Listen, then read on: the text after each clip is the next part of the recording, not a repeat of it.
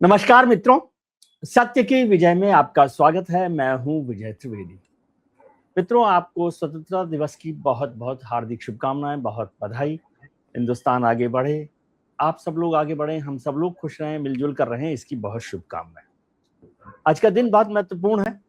ये दिन भी मिला उन लोगों की वजह से जिन्होंने आज़ादी की लड़ाई लड़ी। उसमें से एक नाम है गांधी, महात्मा गांधी।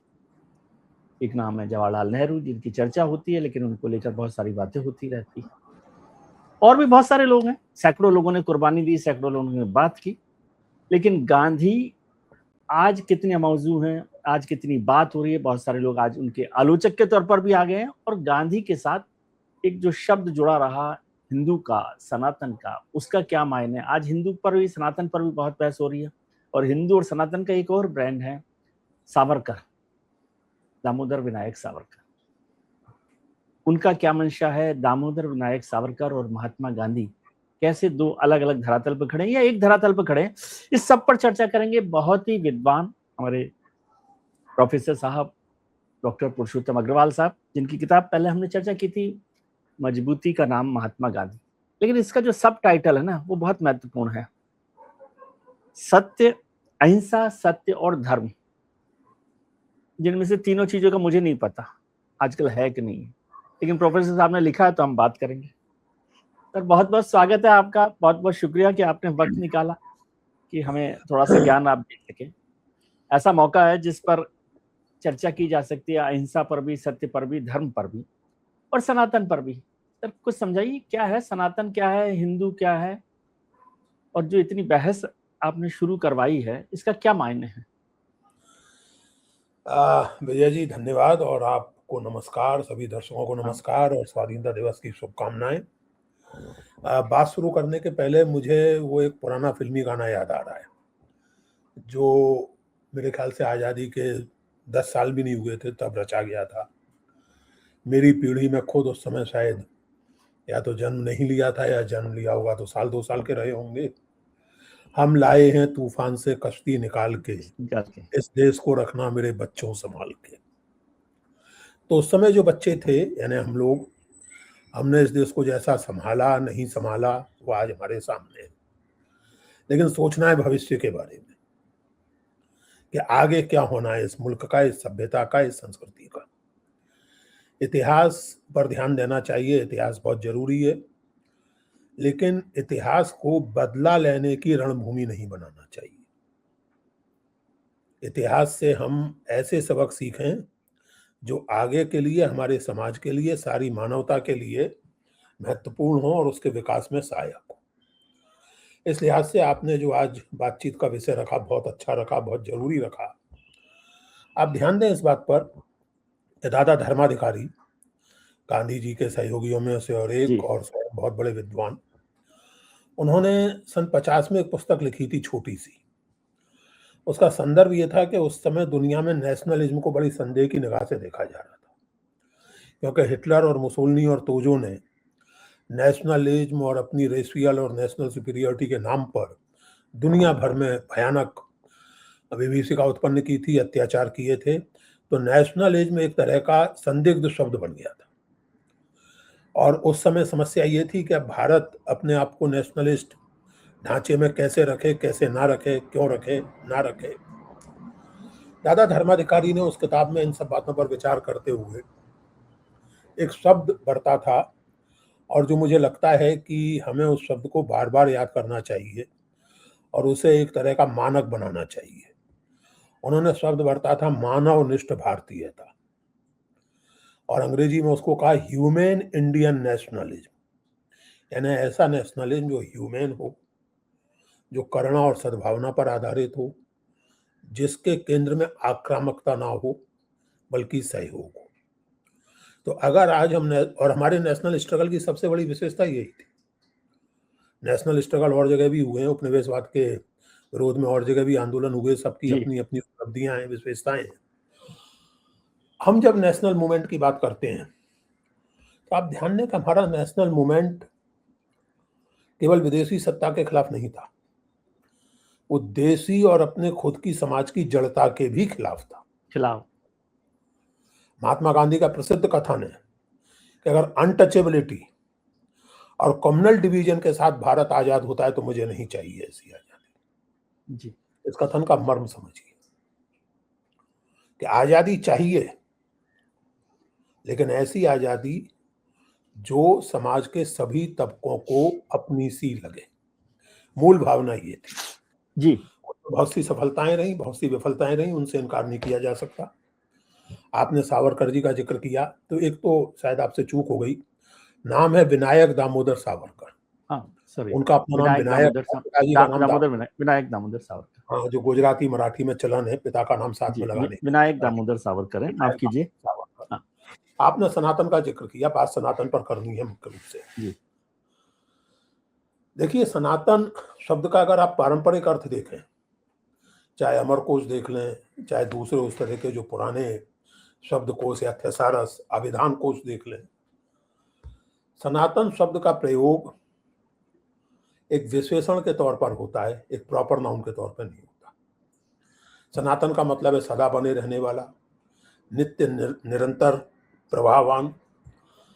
और महाभारत वगैरह में भी आप देखें, बुद्ध के वचनों में भी आप देखें, तो सनातन शब्द का प्रयोग मूल्यों के साथ किया जाता है। जब भीष्म पितामह उपदेश देते हैं युधिष्ठिर को, तो सनातन धर्म गिनाते हैं, और वो सनातन धर्म वही है जो दुनिया भर में समझदार लोग जिनकी बात करते हैं। हाँ, किसी भी जो सारे गुण एक ही हैं सब जगह। हाँ, अहिंसा, सत्य, एक निष्ठा, अस्तेय आदि आदि। हाँ, भीष्म पितामह ये नहीं कह रहे कि वेद मार्ग का पालन करना सनातन धर्म। जी बुद्ध ये नहीं कह रहे कि मेरे वचनों पर आचरण करना सनातन धर्म है। बुद्ध ये कह रहे हैं कि कुछ बुनियादी मूल्यों का पालन करना ही धर्म है, सनातन धर्म है। वो जो बात मुझे याद आ रही है वो ये है कि वैर से वैर नहीं जीता जाता, प्रेम से ही वैर पर विजय प्राप्त की जाती है। ये बुद्ध का धर्म है, यही सनातन धर्म है। जी यानी एक ट्रेडिशनल, एक तरह से कहिए यूनिवर्सल कंसिस्टेंट लॉ है, एक लॉ है, नेचर का लॉ है, या एक निरंतरता है। आप ध्यान दें कि सनातन का एक परंपरा के अर्थ में, या एक धर्म के अर्थ में, या एक तबके के अर्थ में इस्तेमाल 19वीं सदी के पहले के भारत में कहीं हुआ ही नहीं। 19वीं सदी में ये सिलसिला शुरू होता है। और ये रोचक बात है कि 1830 में संभवतः बंगाल में धर्म सभा बनती है। उसके बाद 1880 में पंडित दीनदयाल अखिल भारतीय धर्म सभा बनाते हैं, और फिर वही चीजें आगे चल के धर्म महामंडल वगैरह में बदलती हैं। ध्यान देने की बात यह है कि धर्म सभा बनी थी राजा राम मोहन राय के विरुद्ध। जी आगे चल के उन्होंने ईश्वर चंद्र विद्यासागर का भी विरोध किया। आप ध्यान दें इस बात पर, और आपके दर्शक ध्यान दें, अगर आप 19वीं 20वीं सदी के सामाजिक सुधार आंदोलनों का इतिहास देखें, तो आप पाएंगे कि जो लोग समाज में कुरीतियों को दूर करने का प्रयत्न कर रहे हैं, समाज में जो पारंपरिक ऊंच नीच भेदभाव जैसी चीजें उनका विरोध कर रहे हैं, उनमें आपस में घनघोर मतभेद हो सकते हैं। यानी दयानंद सरस्वती और ज्योतिबा फुले की अप्रोच एक दूसरे के सर्वथा विपरीत है। नारायण गुरु और विवेकानंद एक ही तरह की बात नहीं कर रहे हैं। गांधी और सावरकर भी एक तरह की बात नहीं कर रहे हैं, लेकिन सनातनी इन सब का विरोध कर रहे हैं। ये ध्यान देने की बात है। इन सबके विरोधी अपने आप को सनातनी कहते हैं, ये ध्यान देने की बात है। यानी सावरकर क्यों सनातन के विरोधी माने जा रहे हैं उस समय? क्योंकि वो अपने ढंग से छुआछूत के विरोध में उसको डिफाइन कर रहे हैं अलग तरीके से। मंदिर का पुजारी उन्होंने तथाकथित निम्न जाति का नियुक्त कर दिया, आदि आदि। तो ये बहुत मजेदार बात है। सावरकर ने इस पर बारंबार लिखा है। मैं उनके हिंदुत्व नाम का जो ग्रंथ है उसकी याद दिलाऊं। उन्होंने लिखा है कि सनातन हिंदुत्व का या हिंदुइज्म का केवल एक सेक्ट है, जैसे और सेक्ट है। ये सावरकर के शब्द हैं। वैष्णव, शैव, वो सिखों को भी गिनते हैं उसमें, अपने उनकी जो समझ है। उसी तरह सनातन भी एक सेक्ट है, से पूरे हिंदुइज्म का पर्याय नहीं माना जा सकता। ये सावरकर के शब्द है। आज ऐसा क्या हुआ है कि जो हिंदुत्ववादी लोग हैं, जो सावरकरवादी अपने आप को कहते हैं, उन्हें हिंदू शब्द से इतनी असुविधा होने लगी है कि वो सनातन सनातन सनातन का राग गाते रहते हैं। मेरी समझ से इसका कारण यह है, पूरे का पूरा हिंदुत्व प्रोजेक्ट असल में हीनता ग्रंथि की उपज है। ये लोग असल में यूरोप की कसौटी पर अपने आप को हिंदू साबित करना चाहते हैं। अब हिंदू शब्द के साथ ये जुड़ा हुआ है कि संस्कृत का शब्द तो है नहीं। ये तो मानना पड़ेगा कि शब्द फारसी का मान है। घुमा-फिरा के सावरकर ने फारसी भी ये मान लिया था। जी, सावरकर ने लिखा है कि अगर हम ये मान भी लें, ये सावरकर के शब्द हैं, आप चाहें तो मैं पढ़ देता हूँ। सावरकर ने लिखा, 1 मिनट दीजिए मुझे।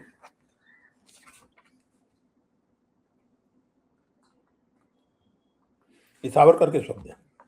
मुसलमान राज्य सत्ता ने स्वतः की सुविधा हेतु धर्मांधता के नशे में हिंदुस्तान के जी, करोड़ों लोगों को हिंदू और मुसलमान इन 2 टुकड़ों में बाँट दिया। इस प्रकार जो भी व्यक्ति मुसलमान नहीं था, वो हिंदू माने वो जाने लगा। यह थी उनकी उद्दंड परिभाषा, पर अनायास ही वो ठीक सिद्ध होती गई। हमारे लिए हितकारक हुई, क्योंकि इसी कारण जो मुसलमान नहीं थे, वे सबके सब हिंदुत्व के ध्वज के नीचे आकर संगठित हुए। अब जी, यहाँ सावरकर के इतिहास बोध की मैं बात नहीं कर रहा हूँ। सावरकर का इतिहास बोध जो है सो है वो अपनी जगह। लेकिन जो ये बात कह रहे हैं इस पर ध्यान दीजिए कि सावरकर और इसी क्रम में हिंदुत्व नाम की पुस्तक में ही असल में उस समय आर्य समाजी ये बातें करते थे ज्यादातर कि साहब हिंदू शब्द तो फारसी का है, फारसी भाषा में इसके अजीब फारसी अजीब मतलब होते हैं, जी। नकारात्मक मतलब होते हैं, तो हम तो आर्य शब्द का व्यवहार करेंगे, हिंदू हाँ, नहीं उस समय कहेंगे। आर्य को सावरकर ने इस पर बहुत मजेदार टिप्पणी की है। सावरकर ने लिखा है कि जो लोग ऐसी बातें करते हैं, उन्होंने एक कल्पना की है, चुटकुला बनाया है। एक तख्त सिंह नाम के सज्जन मुझसे ये कह रहे थे, तो मैंने उनसे कहा कि अगर आपको फारसी शब्दों से इतनी दिक्कत है तो अपना नाम बदल कर तख्त सिंह की बजाय सिंहासन सिंह कर दीजिए। सिंहासन शयन करने में सिंहासन आपने सिंह कर उसका ज़िक्र लीजिए, किया। सावरकर ने लिखा जी, है। सावरकर ने लिखा ये, मैंने तो केवल जी, उद्धृत किया है सावरकर के। जी, तो हिंदू शब्द जो है वो अधिक व्यापक शब्द है। हिंदू शब्द में खुद सावरकर के अनुसार, मैं औरों की बात नहीं कर रहा अभी, खुद सावरकर के अनुसार सनातन एक सेक्ट है, खास तरह का वो है, हिंदू में सब लोग आते हैं। दूसरी बात ये कि सनातन, अगर आप इस अर्थ में कहें कि साहब सनातन का ये अर्थ है, वो अर्थ है, और सनातन हम हिंदू, अब देखिए दिक्कत क्या है कि इस्लाम का भी शाब्दिक अर्थ तो पीस होता है, जी, शांति होता है, और इस तरह मुसलमान का अर्थ होगा जो शांति में विश्वास करता हो। शांति में भरोसा करें। तो हर पैसिफिस्ट मुसलमान है, बर्नार्ड शॉ भी मुसलमान थे, लॉर्ड रसेल भी मुसलमान थे इस तर्क से। लेकिन मुसलमान का एक निश्चित अर्थ है, इसलिए हम मुसलमान शब्द का प्रयोग करते हैं, तो हर पैसिफिस्ट अलग हो को, हर जाता है।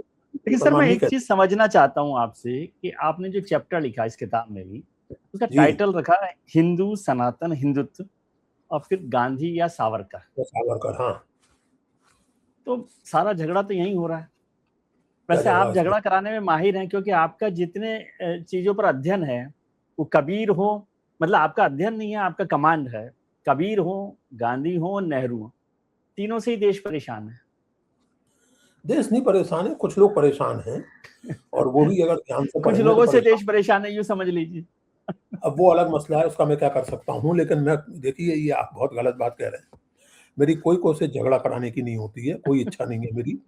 मैं तो असल में ऐसी बातें करने से नहीं, ये कतराता तो हूँ। है आपकी इच्छा क्योंकि आपने लेकिन सबटाइटल में भी जैसे लिखा है सत्य, अहिंसा और धर्म। हाँ, इन सारे ही मैं शब्दों पे झगड़ा केवल चल रहा है आजकल। कुछ तथ्य आपके सामने रख रहा हूँ, कुछ विचार रख रहा हूँ, मानना ना मानना आपके हाथ में है। आपने जो बात अभी कही, जी, मैं पुनः सावरकर को ये धृत कर रहा हूँ। सावरकर समग्र खंड 7 पृष्ठ 544, ये सावरकर का कथन में उद्धृत कर रहा हूँ। धर्म भावनाएं कितनी भी अधर्म प्रवण हो, लोक विरोधी हो, भ्रमपूर्ण हो, परंतु उनका निषेध नहीं करना चाहिए, उन्हें दुखाना नहीं चाहिए। सावरकर यहाँ सटायर सरकाज़्म कर रहे हैं उन लोगों पर जिन्हें सावरकर के लेखन से परेशानी थी, क्योंकि सावरकर बहुत तीखे लेख उन दिनों लिख रहे थे गो पूजा के खिलाफ। गो पूजा पर मूर्ति तो बहुत लिखा उन्होंने, बहुत पढ़ा तीखा है, लिखा है उन्होंने। तीखा लिखा है। और हिंदू धर्म को खास करके छुआछूत के खिलाफ बहुत तीखा लिखा है, और उस तीखेपन से लोग परेशान थे। और श्रीपाद दामोदर सातवलेकर जो वैसे बहुत सम्मानित विद्वान थे, उनका वेदों पर बहुत महत्वपूर्ण काम है, महाभारत पर भी महत्वपूर्ण काम है, और सावरकर बहुत सम्मान करते थे उनका, लेकिन उन्होंने भी सावरकर की आलोचना की इस तरह के लेखन के लिए। तो अब उन्हीं सब चीजों को ध्यान में रख के सावरकर ये सरकास्टिक टोन में लिख रहे हैं, किसी भी सामाजिक या धार्मिक रूढ़ी को, वो कितनी ही दरिद्र और हानिकारक हो, तो भी उसका विरोध करके अज्ञजनों या भ्रांत जनों का बुद्धि भेद नहीं करना चाहिए। ऐसा यदि कहेंगे, अगर आप ऐसा मानते हैं, तो आपको हिंदू महासभा, बैरिस्टर सावरकर, किर्लोस्कर, एक पत्रिका थी जिसमें सावरकर नियमित रूप से लिखते थे, जी। आदि का निषेध करने के पूर्व तुकाराम का निषेध करना चाहिए था। अब आप इस बात पे ध्यान दीजिए सर कि आजकल आहत भावनाओं का कारोबार बहुत जबरदस्त है। बात बात में लोगों की भावनाएं आहत हो जाती हैं। कांवड़ियों की बेहूदगी सेंसिटिव के लोग हैं ना खिलाफ सर, हम संवेदनशील लोग हैं, संवेदनशील समाज है। नहीं, हम संवेदनशील नहीं, हम छुई मुई हैं। संवेदनशीलता और छुई मुई होने में अंतर होता है। कुमड़बतियां हैं हम। तुलसीदास जी का मुहावरा याद करें तो लक्ष्मण से जो उन्होंने कहलवाया है परशुराम जी से, यहाँ अच्छा। कुमड़बतिया खून आई, हम कुमड़बतिया होते जा रहे हैं। तो कांवड़ियों की हरकतों पर आप कुछ कह दें तो भावनाएं आहत हो जाती हैं। विजय जी, ये केवल हंसने की बात नहीं है। अभी मैंने देखी खबर, आपने भी देखी होगी, कि किसी ट्रांसफार्मर से टकरा के किसी गाय की मृत्यु हो गई। लोग उस ट्रांसफार्मर को पीटने निकल पड़े। किस तरह का समाज आप बना रहे हैं? समाज का और चीजों को आप छोड़ दीजिए, सावरकर खुद होते तो माथा पीट लेते इस तरह की हरकतों पर। सर, मैं इसी पर आपसे समझना ये चाहता हूँ कि जो जिस सावरकर का नाम लेकर हम हिंदुत्व को, सावरकर कह रहे हैं कि भावनाएं आहत करना अगर अपराध है तो ये अपराध तुकाराम ने किया है। मराठी का संदर्भ है। मराठी, आप कह सकते हैं हिंदी के संदर्भ में कहें तो ये अपराध कबीर ने किया है, एक अपराध तुलसीदास तक ने किया है। तो एक बात तो ये। अब जो गांधी और सावरकर, देखिए सावरकर की समस्या क्या है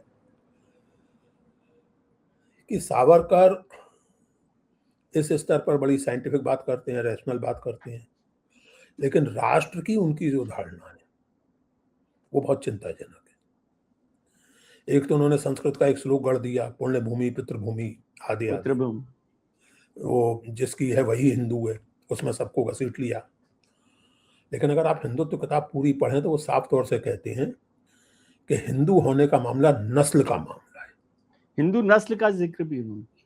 exactly, Hindu race, Hindu is not merely a nation, it's a race. ये सावरकर के अपने शब्द हैं हिंदुत्व नामक पुस्तक से। इस हद तक कि विवेकानंद की मित्र भगिनी निवेदिता, सिस्टर निवेदिता के बारे में भी सावरकर ने लिखा है कि उन्हें हम हिंदू मान भी लें तो it's only an exception which proves the rule. यानी आप निवेदिता जैसे भी हो तब भी आप हिंदू नहीं हो सकते, क्योंकि नस्ल तो आपकी हिंदू नहीं है।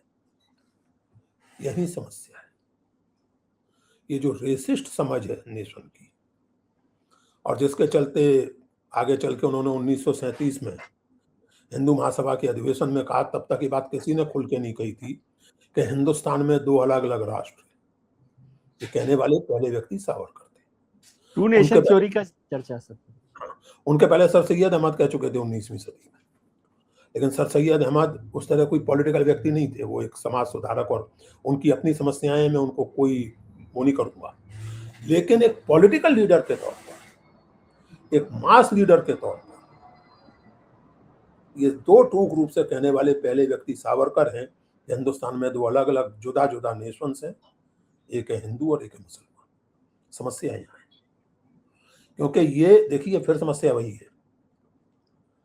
आप ऐसी बातें तभी कर सकते हैं जब आप हिंदुस्तान के अपने इतिहास को पूरी तरह भूल जाएं।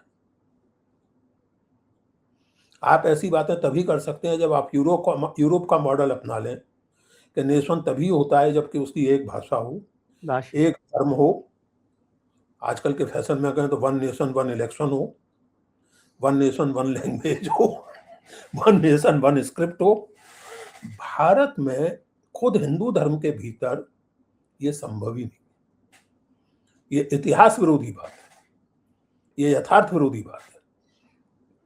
आप यूरोप में किसी राजा की कल्पना कर सकते हैं जो कैथोलिक हो और उसका मुख्य सलाहकार, उसका मुख्यमंत्री प्रोटेस्टेंट हो, दोनों ईसाई हैं।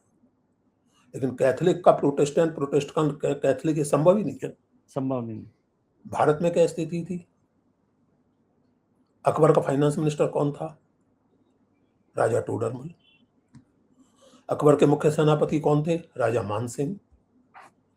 महाराणा प्रताप की ओर से, चूंकि मुगलों और अफगानों में वैसी ठनी रहती थी, तो मुगलों ने हमला किया है, तो महाराणा प्रताप की ओर से अफगान लड़ रहे थे। ये देश है। आप इसे बुरा माने या भला, सच ये है विजय जी कि संघ का एक नारा है, पता नहीं आजकल ये लोग लगाते हैं, यानी एक जमाने में लगाते थे, पंथ अनेक फिर भी हिंदू एक। यानी प्लूरलिटी को तो आपको भी मानना पड़ रहा है, मानना पड़ता। प्रॉब्लम यह है कि आप उसकी व्याप्ति सीमित कर देते हैं।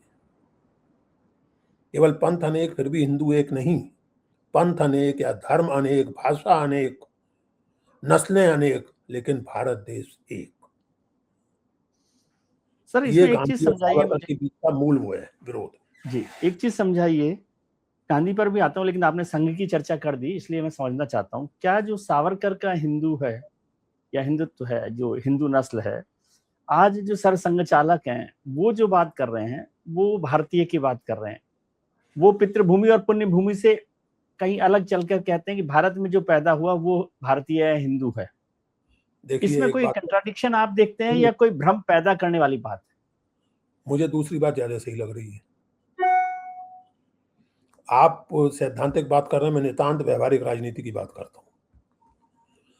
सरसंघ चालक ने अभी रिसेंटली जो जैन जी का प्रोटेस्ट हुआ, उसके बाद कहा कि ये एंटी नेशनल नहीं है, इनसे डायलॉग करना चाहिए, इनसे बात करनी चाहिए। क्या सरसंघ चालक प्रधानमंत्री और गृह मंत्री को प्रभावित नहीं कर सकते?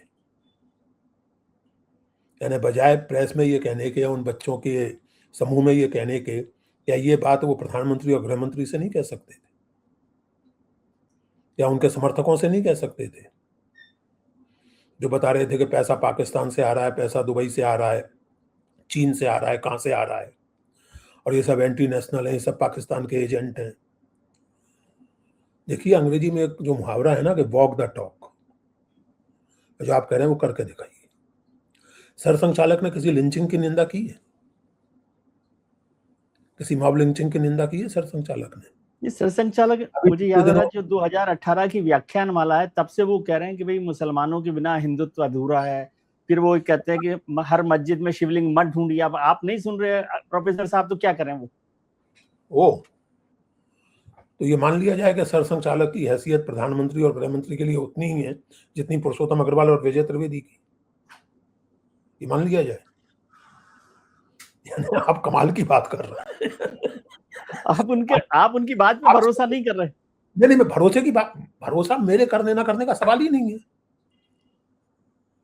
मैं तो ये कह रहा हूं, इसीलिए मैं आपसे, ये पैराडॉक्स है, ये भ्रम है, क्या है? देखिए ये पैराडॉक्स और भ्रम नहीं है, ये शुद्ध रणनीति है। ये लोगों को भ्रम में डालने का प्रयत्न है। फिर भी बेनिफिट ऑफ डाउट देते हुए मैं कहूंगा कि हो सकता है वो सही कह रहे हैं, तो फिर करके दिखाएं। मैं आपको एक चीज याद दिलाना चाहता हूं, केरल में सोशलिस्टों की सरकार बनी थी। जैसे होता है, कोई विरोध हुआ, कुछ हुआ, गोली चली, लोहिया ने कहा कि सरकार को इस्तीफा देना चाहिए। क्या तो करके दिखाइए। अभी झारखंड में कांग्रेस शामिल है सरकार में, वहां लड़कों पर लाठीचार्ज हुआ, वाटर कैनन चली, क्या कहा राहुल गांधी ने, कांग्रेस ने क्या कहा? डिफेंड किया उसको, जस्टिफाई किया उसको, कहा कि गलत चीजें नहीं होना चाहिए। जब 20 जुलाई को दिल्ली में कुछ हो रहा था, विजय जी अब इतने भोले तो आप भी नहीं है, संघ के दूसरे या तीसरे दर्जे के व्यक्ति ने क्या कहा था, याद है ना आपको? और संघ के एक आइडियोलॉग कहे जाने वाले एक सज्जन ने क्या कहा था कि मैं होता तो कर्फ्यू लगवा देता और गोली चलवाता और 4 घंटे में सब साफ हो जाता। मैं जानना चाहूंगा कि सरसंघ चालक ने इन पर कोई कार्रवाई की क्या? इसलिए मैंने कहा वॉक द टॉक। मैं किसी का विरोधी नहीं हूं।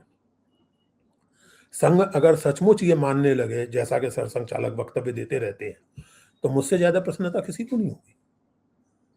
लेकिन वो व्यवहार में दिखना चाहिए, साफ साफ दिखना चाहिए। आप कहिए कि साहब ये नहीं चलेगा, आपने कहा मस्जिद, हर मस्जिद में शिवलिंग मत खोजिए, बिल्कुल ठीक कहा आपने। अभी शायद 2 या 3 दिन पहले ही उत्तर प्रदेश में कहीं एक हिंदू डॉक्टर मरते मरते बचा है, क्योंकि उसकी गाड़ी से गाय को टक्कर लग गई थी, क्या हुआ था, उसको मार मार के लोगों ने अधमरा कर दिया। Was there any reaction from RSS?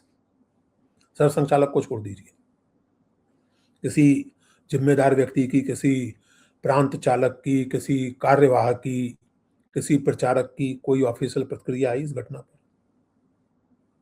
आई हो तो बताइए मुझे। फिर सर एक सवाल मैं समझना चाहता हूँ, सावरकर पर हम लोग चर्चा करें, गांधी को लेकर भी, क्योंकि आपने गांधी पर बहुत काम किया है। अब बहस हो रही है कि गांधी से आजादी नहीं मिली। बहुत सारे लोग तो ऐसे भी आ गए जो कहते हैं कोई एक चरखे से आजादी मिलती है क्या। और गांधी को बार बार अलग अलग तरीकों से सवालों के घेरे में डाल रहा है। मैं बहुत पता नहीं मैं इतना रूड हूं कि या ऐसा, लेकिन मुझे ऐसा लगता है। आपको भी ऐसा लगता है? दो बातें, एक तो गांधी कुमड़बतिया नहीं है, डालते रहिए आप सवालों के घेरे में, गांधी में अगर दम होगी तो निकल आएंगे। गांधी जी जब सांप्रदायिक हिंसा के विरुद्ध अनशन कर रहे थे, कलकत्ते में भी और दिल्ली में भी, नोआखली में, फिर कलकत्ते में, फिर दिल्ली में एक्शन अनशन कर रहे थे, काम कर रहे थे, तो उस समय नारे लगाते थे कुछ लोग, गांधीवाद हो बर्बाद। एक बार गांधी जी ने बहुत मजेदार टिप्पणी की थी, उन्होंने कहा था मैं एकदम सहमत हूं, अव्वल तो गांधीवाद जैसी कोई चीज है नहीं, और अगर है तो उसे बर्बाद हो ही जाना चाहिए, क्योंकि अगर मेरी बात सच है, मेरी बात में दम है, तो आपको समझ में आएगी, नहीं आएगी तो नहीं आएगी। आप मुझे एक चीज बताइए, चरखे से आजादी नहीं आई, चरखे का मतलब समझते हैं ऐसा कहने वाले लोग? इकोनॉमिक्स की कोई तमीज है उनको? चरखा सिंबल था। भारत में औपनिवेशिक शासन कायम कैसे हुआ? पोर्चुगीज अकबर के जमाने में आ गए थे, फिर डच, फ्रेंच और अंग्रेज, ये चारों यूरोपीय ताकतें भारत पर, भारतीय व्यापार पर एकाधिकार कायम करने के लिए ही लड़ रही थी, क्योंकि भारतीय व्यापार अद्भुत था। भारतीय व्यापार का ये कहा जाता था कि दुनिया का सारा सोना और चांदी खींच के भारत चला आता है और बदले में भारत से कपड़े और मसाले जाते हैं। भारत का टेक्सटाइल मशहूर था दुनिया भर में, किंवदंतियां थी उसके लिए, आप जानते हैं कि इतनी महीन मलमल बनती थी वगैरह वगैरह, मलमल और ये सब चीजें। अंग्रेजों ने इस व्यापार पर एकाधिकार किया और फिर स्थिति ऐसी पैदा कर दी कि जो पारंपरिक, जो मुहावरे में कहा जाता है कि जुलाहों के अंगूठे कटवा दिए, अंगूठे कटवाए हुए ना कटवाए हुए, ऐसी स्थितियां बना दी कि पारंपरिक जुलाहागिरी असंभव हो गई, खत्म हो जाए। आप भारत से कच्चा माल लेंगे, उसे प्रोसेस इंग्लैंड में करेंगे, वो महीन और फाइन कपड़े का रूप लंकाशायर और मैनचेस्टर की मिलों में ले, फिर भारत आके बिकेगा। बेचने पर भी आपका एकाधिकार है, खरीदने पर भी आपका एकाधिकार है, और जिसको दादा भाई नौरोजी ने कहा था ड्रेन ऑफ वेल्थ, इस तरह आप भारत से पैसा नीचे चले जा रहे हैं। उपनिवेशवाद, कोलोनियलिज्म कोई वो तमाशे के लिए नहीं क्रिएट किया गया था, वो आर्थिक शोषण, आर्थिक दोहन के लिए किया गया था। और अर्थशास्त्रियों का अनुमान है कि न जाने कितने ट्रिलियन डॉलर का इकोनॉमिक दोहन भारत से हुआ और अन्य देशों से, खासकर भारत से। अब आप कल्पना कीजिए कि एकाएक देश में लाखों लोग ब्रिटिश मिलों का बना कपड़ा पहनना बंद कर देते हैं, घर घर में चरखा चलने लगता है। ब्रिटिश मिलों की हालत खस्ता हो गई थी। जो लोग ऐसी बातें करते हैं उन्हें एक पुस्तक पढ़नी चाहिए, द एम्पायर ऑफ कॉटन, अभी 3-4 साल पहले आई है, हार्वर्ड यूनिवर्सिटी के एक इकोनॉमिक हिस्टोरियन है, उन्होंने लिखी है।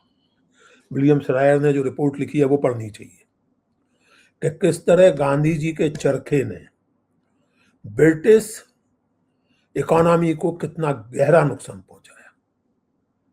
तो चरखा और तकली केवल ये नहीं था कि एक चरखा, इस तरह की बातें करने वाले लोग भूल जाते हैं कि दो चीजें भूल जाते हैं, और गांधी जी इन बातों को बहुत अच्छी तरह समझते हैं, तो उन्होंने लिखा भी है, हीरोइज्म इंडिविजुअल हो सकता है, एक व्यक्ति प्राण दे सकता है, ले भी सकता है, और उसकी प्रशंसा लोग कर सकते हैं, उसके गीत गा सकते हैं, उसको महिमा मंडित कर सकते हैं। पॉलिटिकल एक्शन मास एक्शन ही हो सकता है, वो इंडिविजुअल नहीं हो सकता। और गांधी की सबसे बड़ी कामयाबी ये थी कि कि उन्होंने पॉलिटिकल एक्शन को इंडिविजुअल हीरोइज्म से निकाल कर लिटरली मास एक्शन में तब्दील कर दिया। आप उस समय के अखबार देखें, उस समय की रिपोर्ट्स देखें, घरेलू औरतें पिकेटिंग कर रही हैं, घर घर में जो है इस बात पर आंदोलन हो रहे हैं, बच्चे झगड़ा कर रहे हैं अपने माँ बाप से कि आप ये महीन कपड़े नहीं पहनेंगे, विलायती कपड़े नहीं पहनेंगे। Charkha was a great economic blow to colonial economy, पहली बात। दूसरी बात जो आपने कही, गांधी जी ने यह दावा कभी नहीं किया कि आजादी मैंने अकेले ने दिलाई है। गांधी जी ने और उनके नेतृत्व में चल रहे आंदोलन ने एक वो वातावरण उत्पन्न किया जिसके कारण बहुत सारे लोग आजादी के आंदोलन से, आजादी की भावना से प्रत्यक्ष रूप से जुड़े, और इसलिए उनका केंद्रीय योगदान है, इसको नहीं नकारा जा सकता। और जो लोग ये कहते हैं, हाँ सॉरी, जी नहीं आप बात कर, नहीं बस आप बोलिए। नहीं, मैं ये समझना चाहता हूँ कि आज़ादी का आज ये मौका है, अभी हमने एक विभाजन विभीषिका दिवस भी मनाना शुरू कर दिया है। कांग्रेस से मौजूदा सिस्टम की लड़ाई हो सकती है, पॉलिटिकल लड़ाई, नेहरू से भी हो सकती है, नेहरू के ऊपर भी बहुत, नेहरू पर हम किसी दिन और चर्चा करेंगे, लेकिन आज गांधी पर, गांधी से क्या झगड़ा है?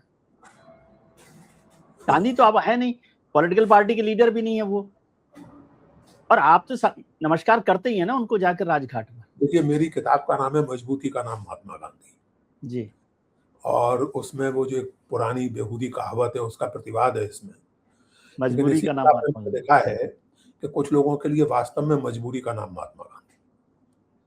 तो मन में तो गांधी के प्रति घृणा है, लेकिन मजबूरी में जाकर नमस्कार करना पड़ता है। और राजघाट पर ही क्यों, इंग्लैंड जाते हैं, दुनिया अमेरिका भर में, यूएनओ जाते हैं तो क्या कहते हैं कि हम गांधी के देश से आए हैं। वहां जाके सर किसको नभाते हैं? गांधी को नभाते हैं। क्यों? कारण है उसका। कारण यह है, मैं फिर से आपसे कहूं, देश की आजादी, अहिंसा के बारे में फिलोसफिकल डिस्कशन आप छोड़ दीजिए, वो हम कभी अलग से कर सकते हैं। अहिंसा के जरिए गांधी जी ने यह संभव कर दिया, मैं फिर से दोहराता हूं, कि घरेलू महिला ये महसूस कर सकती थी कि मैंने पॉलिटिकल एक्शन में हिस्सा लिया है। मैं आज कांग्रेस के जुलूस में गई और मैंने जाके विदेशी कपड़े की दुकान पे पिकेटिंग की, तो I have contributed to the freedom struggle. ये जो फीलिंग है विजय जी, इसको वो लोग नहीं समझ सकते जिनके लिए पॉलिटिकल एक्शन का मतलब केवल घटिया फिल्में देख के उनमें ताली बजाना होता है।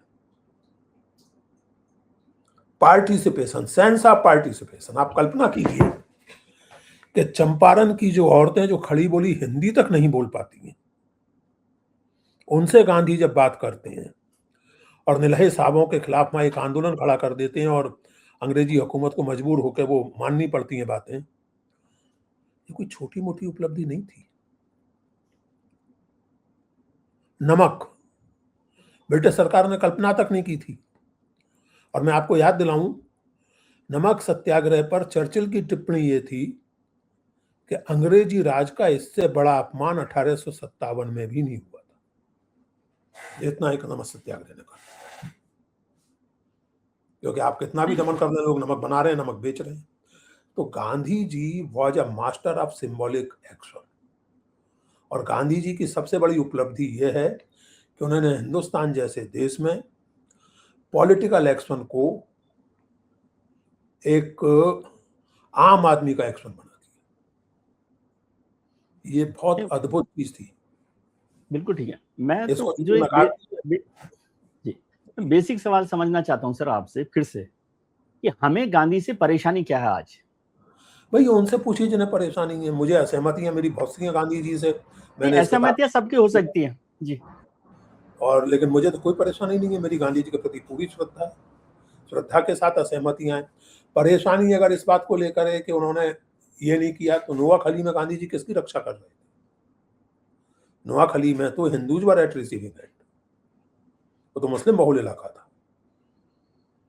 गांधी जी वहां मुसलमानों को कंट्रोल करने की या समझाने की कोशिश कर रहे थे। समझाने। और गांधी जी का जो अंतिम उपवास था 5 दिन का, जिसके 12 दिन बाद उनकी हत्या कर दी गई, उसके बारे में पूछा गया था कि ये उपवास आपका किसके विरुद्ध है? तो गांधी जी ने कहा था कि हिंदुस्तान में हिंदुओं और सिखों के विरुद्ध और पाकिस्तान में मुसलमानों के विरुद्ध। गांधी जी के अपने शब्द हैं। तो अगर आप ये समझते हैं कि सांप्रदायिक हिंसा, और आपने जो कहा कि विभाजन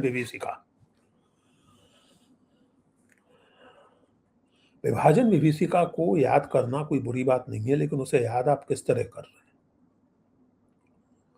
विभाजन में क्या केवल हिंदुओं पर अत्याचार हुए? विभाजन में क्या केवल मुसलमानों पर अत्याचार हुए? यानी ऐसे लोग अगर सचमुच विभाजन विभीषिका की बात करना चाहते हैं, अगर सचमुच करना चाहते हैं, तो उन्हें पढ़नी चाहिए मंटो की कहानी टोबा टेक से। उन्हें पढ़ना चाहिए भीष्म साहनी का उपन्यास तमस। उन्हें पढ़ना चाहिए कुर्रतुल ऐन हैदर का उपन्यास आग का दरिया, जो प्राचीन भारत से आरंभ होकर 1947 बल्कि उसके बाद तक आता है। इसलिए मेरा निवेदन यह है कि विभाजन की बात आप करें तो आप विभाजन से सबक क्या सीख रहे हैं, महत्वपूर्ण ये है। विभाजन का दर्द, विभाजन की विभीषिका, अगर उससे आप ये सबक सीख रहे हैं कि साहब हम पर अत्याचार हुआ और हमने कुछ नहीं किया, हम हिंदू हैं हमने झेला, हम मुसलमान हैं हमने झेला, हम सिख हैं हमने झेला, दुर्भाग्य यह है कि इंसानियत ने झेला, चाहे उस समय उसकी सूरत किसी भी मजहब की हो। They lost humanness. तो उस विभीषिका से अगर आपको निकलना है तो याद करने का तरीका यह है कि आप ये सीखें कि अब हो गया, अब ऐसा नहीं होना चाहिए। आप तो जख्मों को कोड़ने के ढंग से याद कर रहे हैं उसको, ये कोई तरीका नहीं है याद करने का। और गांधी जी से परेशानी क्या है? गांधी जी से भाई साहब परेशानी यही है कि गांधी जी, जो मैंने आपसे कहा कि मास पॉलिटिक्स, नॉन वायलेंस, हो ची मिन्ह क्रांतिकारी थे, नेल्सन मंडेला क्रांतिकारी थे, दोनों में से किसी का रास्ता अहिंसा का रास्ता नहीं था। लेकिन हो ची मिन्ह ने कहा था ये 1955 में कि हम क्रांतिकारी हों या कुछ हों, we all are progenies of Mahatma Gandhi. हम सब महात्मा गांधी की वैचारिक संतति हैं। तो इसलिए चिढ़ है शायद, इसीलिए आज तक तो मैं किसी हिंदुत्ववादी नेता को नहीं जानता जिसने किसी अंतरराष्ट्रीय मंच पर कहा हो कि मैं सावरकर और गोलवलकर के देश से आता हूं। अभी तक तो नहीं कहा है। कहेंगे तो बड़ी प्रसन्नता की बात है, कहें, लेकिन अभी तक तो नहीं कहा है, कह ही नहीं सकते। उसका कारण है, देखिए, मिसाल के तौर पर अब्राहम लिंकन क्यों महत्वपूर्ण है? वो अमेरिका के राष्ट्रपति थे केवल इसलिए नहीं, उन्होंने जो किया उसका सारी मानवता के लिए कुछ मतलब था। नेल्सन मंडेला क्यों महत्वपूर्ण है? वो भी, क्योंकि उन्होंने जो किया उसका सारी मानवता के लिए कुछ मतलब था। ट्रूथ एंड रिकंसिलिएशन कमीशन, कि गोरे और अश्वेत मिलकर अब देश बनाएंगे। गांधी ने जो किया, नेहरू ने जो किया, उसका सारी मानवता के लिए कुछ मतलब था, इसलिए सारी मानवता उन्हें याद करती है। सर, एक आपके साथ तो चर्चा, मतलब विषय भी ऐसा है जिस पर चर्चा लंबी की जा सकती है, लेकिन हम एक आखिरी सवाल इसलिए करना चाहता हूं कि अभी एक बड़ा फैसला आया सरकार का, जिसमें इतिहास के कुछ और पन्नों को बदला गया, जिसमें कहा गया कि दिल्ली यूनिवर्सिटी में दिल्ली सल्तनत के जो चैप्टर्स हैं उनको हटाया जा रहा है, कुछ 2-3 चैप्टर्स और हटाए गए। आपको ठीक लगता है ये जितना झंझट वगैरह इतिहास में करवाया आपने, इसको खत्म करें ना, ताकि हम लोग आराम से रह सकें? ऐसा है क्या? इसलिए कर रहे हैं? आप प्रोफेसर हैं, आप लोग बनाते रहते हैं ये सिलेबस। भीष्म पितामह और युधिष्ठिर प्रोफेसर नहीं थे, और जब युधिष्ठिर उनसे पूछ रहे हैं कि जीवन कैसे जिया जाए, तो भीष्म पितामह कहते हैं जो अतीत को ठीक से देखता है वही भविष्य को ठीक से देख पाता है। दोनों में से कोई भी ना वामी था, ना कांगी था, और ना प्रोफेसर था। तो भारत जैसे दुनिया के किसी भी देश में, और खासकर भारत जैसे देश में, ये बिल्कुल सही है कि जैसा मैंने पहले ही कहा कि इतिहास को अगर वर्तमान के हिसाब सेटल करने का दंगल आप बनाएंगे तो इसका कोई अंत नहीं। आप कहते हैं मुसलमानों ने हिंदुओं पर बहुत अत्याचार किए, ठीक है। दलितों का मानना ये है कि उन पर सवर्णों ने बहुत अत्याचार किए, वो भी ठीक है। आदिवासियों का कहना है कि उन पर सबने बहुत अत्याचार किए, वो भी ठीक है। स्त्रियों का कहना है कि सारी की सारी पुरुष आबादी ने दुनिया की आधी आबादी को हर देश में दबाया है, ये भी ठीक है। सवाल ये कि भविष्य कैसा होगा? और अगर आप इतिहास को इस तरह तोड़ेंगे मरोड़ेंगे। अगर आप मुस्लिम शासन में जो समय था, मध्यकालीन जिसको कहते हैं, मैं जिसको अर्ली मॉडर्न कहता हूँ, उसमें केवल अत्याचार ही अत्याचार, केवल झगड़ा ही झगड़ा देखेंगे, तो भाई साहब आप तो जेएस मिल्की इंडियन हिस्ट्री वाले हिसाब से चल रहे हैं, जिसमें इतिहास का विभाजन उन्होंने किया था हिंदू पीरियड, मुस्लिम पीरियड और ब्रिटिश पीरियड। British period. और जिसमें बताया था कि एक तो हिंदुओं के बारे में जो कुछ उन्होंने कहा है, वो अगर मैं आपके चैनल पर दोहरा दूं तो आप और मैं दोनों खतरे में पड़ जाएंगे। उन्हें हिंदुओं से इतनी नफरत थी उन सज्जन को, मुसलमानों से भी लगभग उतनी नफरत थी। और फिर उन्होंने ये दिखाया कि मुसलमानों के शासनकाल में सिवाय अत्याचार के कुछ नहीं हुआ। उनके दिखाने की वजह थी हिंदुओं को ये समझाना कि अब तक तुम पर अत्याचार हुए, तुम्हें अत्याचारों से मुक्त करने के लिए हम पढ़ा रहे हैं। मुसलमानों से ये कहना कि तुम तो शासक रहे हो, तुम हमारे साथ मिलकर शासन करो, फूट डालो राज करो, मोटे तौर पर जिसको कहा जाता है। जी। अगर वर्तमान सरकार इसी नीति पर अमल करना चाहती है तो फिर वो अपने आप को विउपनिवेशीकरण और ये सब बातें करना बंद करे। ये सीधे सीधे कॉलोनियल माइंडसेट को इंटरनलाइज करना है।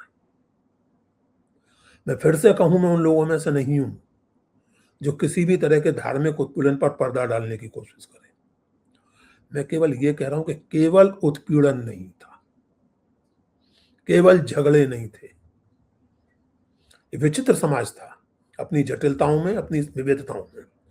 झगड़े भी थे, सहयोग भी था, उत्पीड़न भी था, सहयोग भी था। विचित्र स्थिति थी। नगरकोट हिंदू रियासत थी, उस पर हमला करने वाली सेना का नेतृत्व बीरबल कर रहे थे और उसी अभियान में मारे गए थे।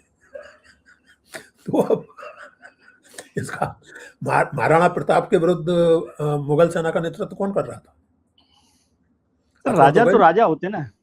नहीं, राजा होने की बात नहीं है साहब, मिलिट्री डिसिप्लिन की बात है। हाँ, मिलिट्री डिसिप्लिन कह रहे हैं उसको। और जी। उन्होंने कछवाहा जो मान सिंह और उनके जो पूर्वज थे, उन्होंने अकबर के साथ अलाइन करना बेहतर समझा, अकबर के साथ उन्होंने अलाइन कर लिया। अब आप कहें कि साहब केवल हिंदू मुसलमान, तो ये नहीं चलेगा। भारत का इतिहास, और मैं फिर से कहूं कि झगड़े थे, मैं ये बिल्कुल नहीं मानता कि सब कुछ बड़ा सुखद था और स्वर्णिम था, ऐसा कुछ नहीं है। झगड़े थे, झगड़ों के साथ साथ संवाद भी था, ये नहीं भूलना चाहिए। आप भी मानते नहीं है, वैसे आप बड़े हैं, हमारे सम्माननीय हैं। आखिरी लाइन पर आके मैं सोच रहा था खत्म करें, आपने ऐसा शब्द का इस्तेमाल कर लिया, संवाद था।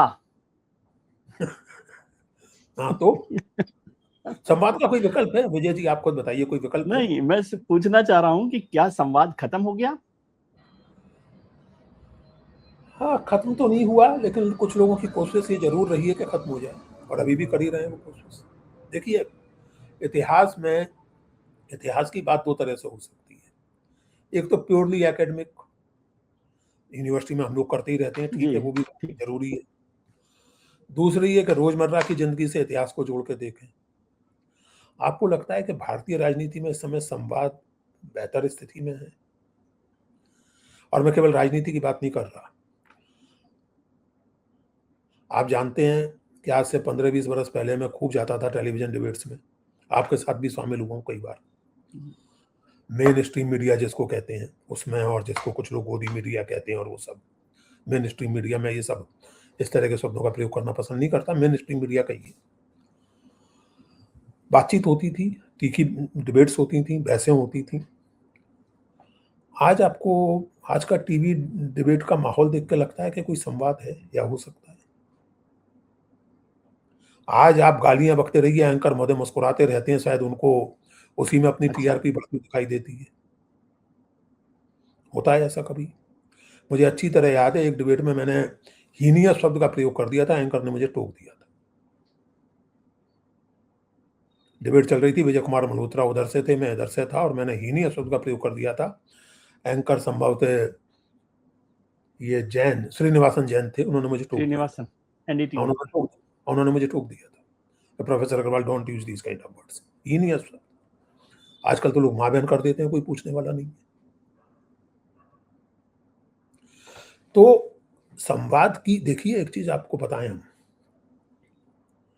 किसी समाज को अगर पागल करना हो, किसी समाज को अगर एक तरह की हिंसक भीड़ में बदलना हो, तो दो चीजें बहुत जरूरी होती हैं। एक तो आप उसे लगातार गुस्से में रखिए,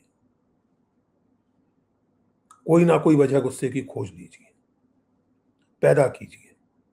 विभाजन भी सिखा, फलाना डिमका, टीपू सुल्तान, औरंगजेब, ये वो।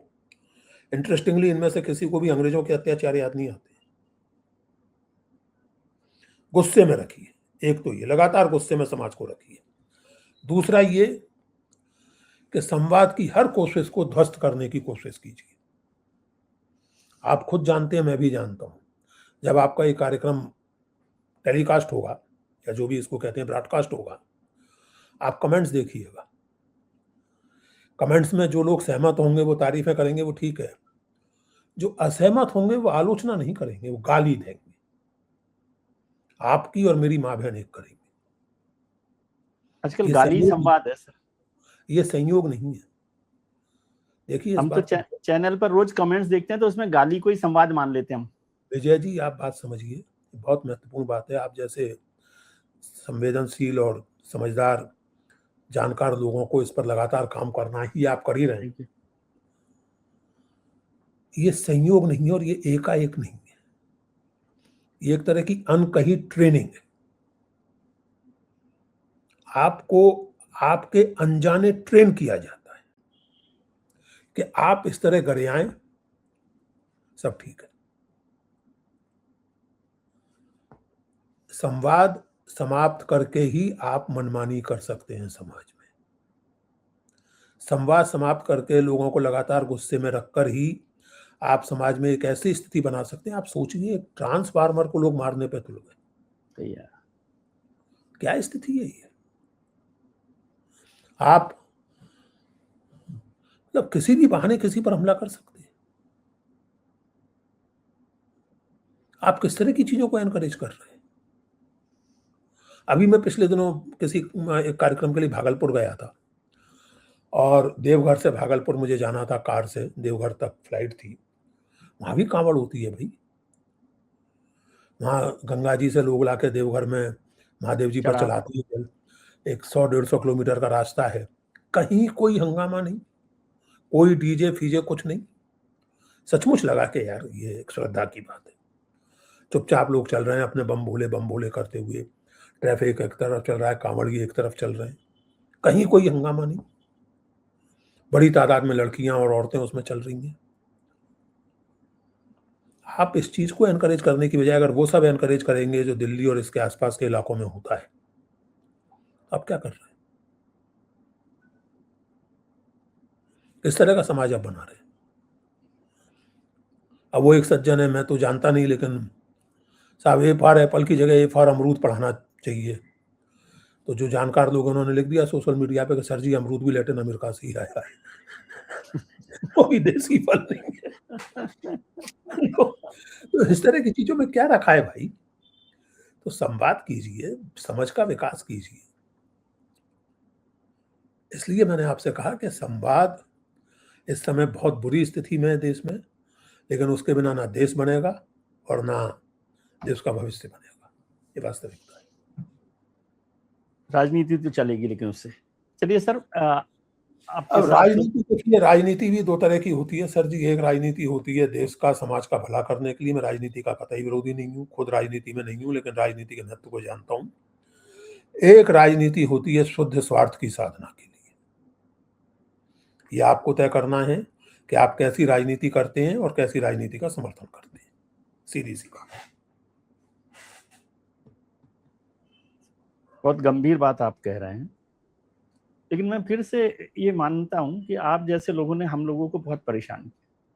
ये आपका किताब, आपका अध्ययन, आपका प्रवचन जो गांधी और कबीर और ये सब जो है ना, वो हम लोगों को परेशान क्यों है? नहीं पढ़ते, नहीं सुनते आपको तो शायद आराम से ही रह लेते। तो वो तो अब देखिए, बुरा मत मानिएगा, बहुत पहले लोग कह गए सबसे भले जड़मती जिन्ना व्यापे जगत गति।